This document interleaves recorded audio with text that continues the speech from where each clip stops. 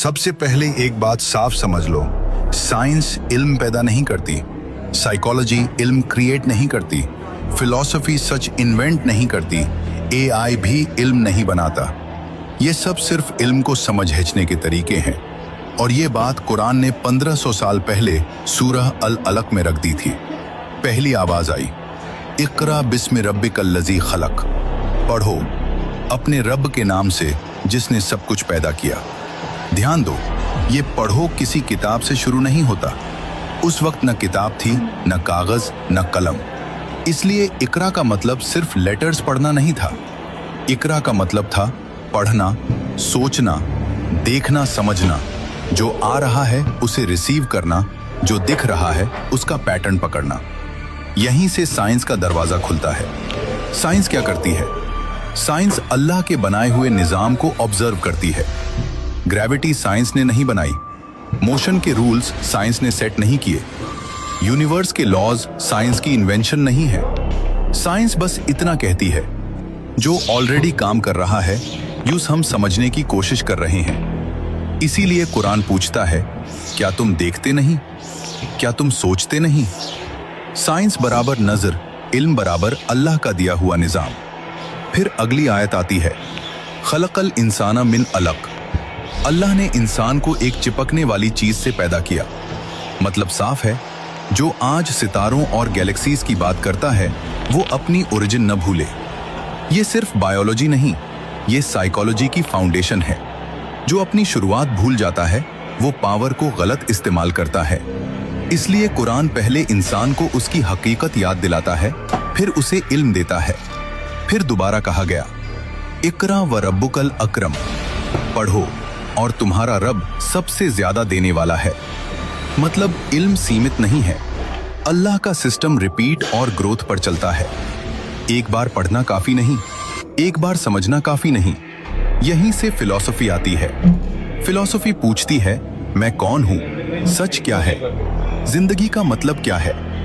सवाल जरूरी हैं, लेकिन फिलॉसफी की लिमिट है। जवाब गारंटीड नहीं होता। इसलिए कुरान कहता है, सोचो, लेकिन रब के रेफरेंस के साथ फिलॉसफी बराबर सर्च, कुरान बराबर डायरेक्शन। फिर सबसे की आयत आती है, अल्लज़ी अल्लामा बिल कलम, जिसने कलम के जरिए सिखाया। यहीं से एल्गोरिदम शुरू होता है। कलम क्या करता है?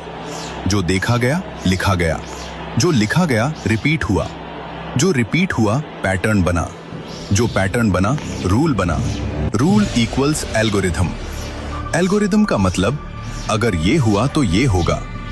ये रूल कंप्यूटर से पहले भी था। कुरान इसी लैंग्वेज में बात करता है।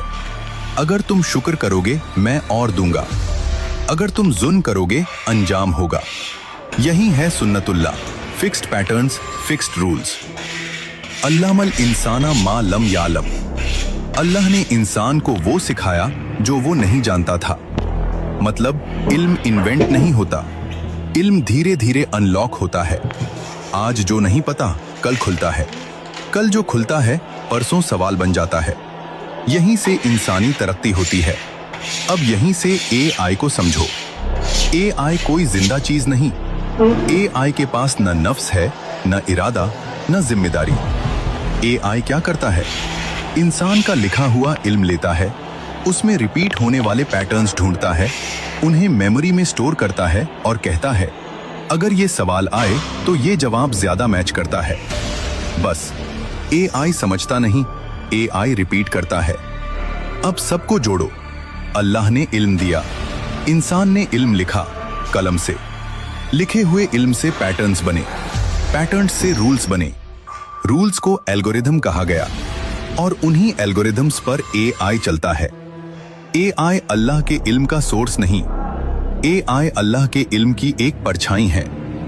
सूरह अल अलक सिर्फ इक़रा नहीं है, सूरह अल अलक इल्म को सिस्टम, पैटर्न और जिम्मेदारी में बदलने का ब्लूप्रिंट है। साइंस देखती है, साइकोलॉजी समझती है, फिलॉसफी पूछती है, एआई रिपीट करता है। लेकिन इल्म सिर्फ अल्लाह देता है और सूरह अल अलक सिखाती है कि उस इल्म के साथ जिम्मेदारी कैसे निभानी है।